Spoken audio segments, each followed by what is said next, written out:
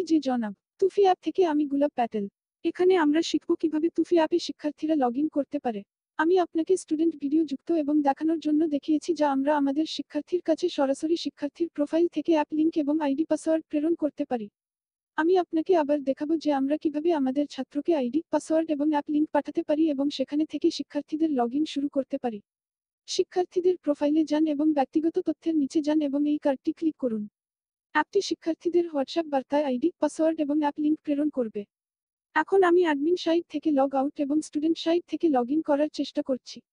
Open app পুনরায় app যখন আপনাকে তিনটি বিকল্প দেখাবে তখন প্রথমটি প্রশাসনের লগ ইন, দ্বিতীয়টি শিক্ষক লগ ইন এবং তৃতীয়টি শিক্ষার্থী log in. Student log in পেজে আসুন। আপনি চাইলে এখানে আপনি আপনার ভাষা পরিবর্তন করতে পারেন। প্রথমে বার্তা থেকে অ্যাডমিন জিমেইল যুক্ত করুন। তারপরে মেসেজ থেকে স্টুডেন্ট কি যুক্ত করুন। তারপরে লগ ইন ক্লিক করুন। আপনি যখন on log in application click করবেন তখন আপনাকে যাচাইয়ের জন্য কোনো জিমেইল অ্যাকাউন্ট জিজ্ঞাসা করবে। যে কোনো জিমেইলে ক্লিক করুন এবং চালিয়ে যান। এবং সম্পন্ন হয়েছে আপনার শিক্ষার্থীর প্রোফাইলে সম্পূর্ণরূপে লগ ইন করুন। অন টপ অফ স্ক্রিন অ্যাপটিতে শিক্ষার্থীর চিত্র, নাম এবং ব্যাচের নাম প্রদর্শিত হবে। নেক্সট কার্ডে অ্যাপটি আজকের উপস্থিতির স্থিতি প্রদর্শন করবে। আপনি যখন উপস্থিতির স্থিতি ক্লিক করবেন অ্যাপ্লিকেশন শিক্ষার্থীদের উপস্থিতি সংক্ষিপ্ত মাসের ওয়াইজ দেখায়।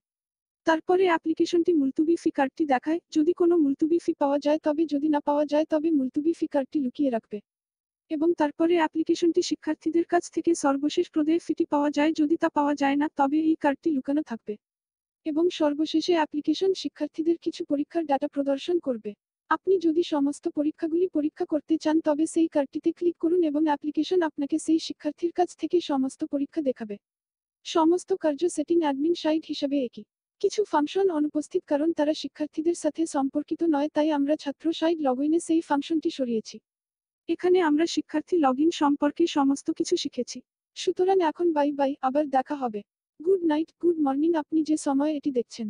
এই ভিডিও দেখার জন্য আপনাকে ধন্যবাদ।